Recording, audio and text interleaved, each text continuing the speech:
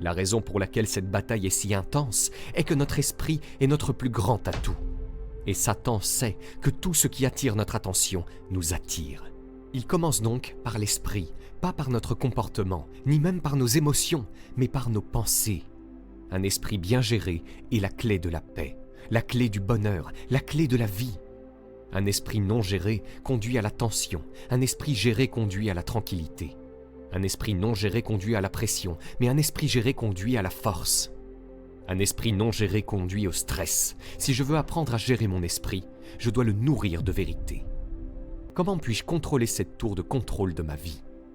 L'une des façons de surmonter le péché, quel qu'il soit, dans votre vie, ou ce qui se passe, l'une des façons de surmonter cette pensée, c'est de vous poser des questions très importantes. Pas seulement des questions, mais des questions qui feront une différence dans votre vie. Posez-vous ces questions à propos de ce que vous pensez, et la première question que vous vous posez est la suivante. Où ces pensées me mèneront-elles? Où ces pensées me mèneront-elles si je continue à penser la même chose? Si je continue à penser cela, où cela va-t-il me mener? Une autre question est de savoir si ces pensées me mèneront là où je veux aller. Si vous vous dites « Je ne suis pas important, je ne suis personne, je n'ai aucun don, aucun talent, aucune compétence dans la vie », et que vous vous trouvez toutes sortes d'excuses, vous n'irez nulle part.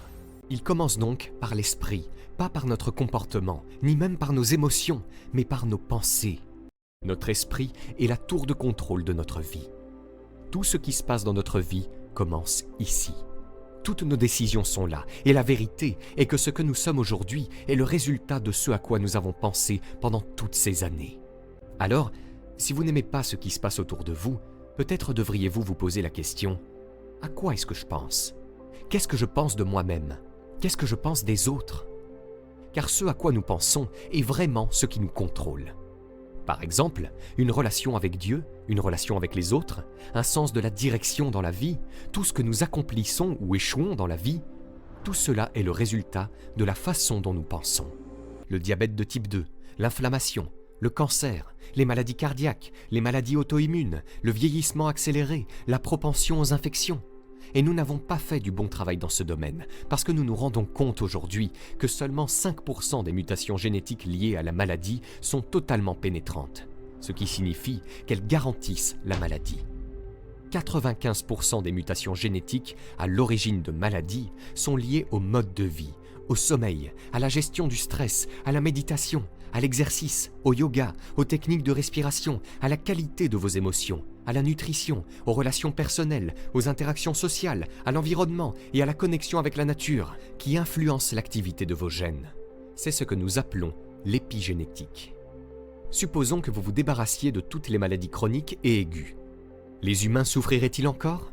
Soudain, j'ai vu le lien entre l'esprit, le corps et l'âme. Mais j'ai également été intrigué par le fait que deux patients atteints de la même maladie, ayant consulté le même médecin, ayant reçu le même traitement, pouvaient avoir des résultats totalement différents. L'un pouvait survivre, l'autre pouvait mourir. Et entre les deux, il y avait un large éventail de résultats. Cela m'a permis de comprendre que notre expérience quotidienne normale de ce que nous appelons la réalité est l'hypnose du conditionnement social. En fait, la réalité change au fur et à mesure que votre conscience change. Comme nous le savons, une corrélation n'est pas une causalité. Si le coq chante le matin et que le soleil se lève en même temps, nous ne supposons pas que le coq a provoqué le lever du soleil, d'accord? Mais il y a une corrélation entre les deux. C'est la tour de contrôle de votre vie. Et parce que c'est le cas, nous prenons les décisions et nous en subissons les conséquences ou nous glanons la bénédiction de prendre les bonnes décisions dans la vie, qu'il s'agisse d'argent, de mariage, de sexe, d'amitié, de relations. C'est ici que tout commence et c'est ce qui va contrôler votre vie. Et la vérité, c'est que chacun d'entre nous, jusqu'à ce point de notre vie, où nous sommes, est le résultat de la façon dont nous avons pensé pendant toutes ces années.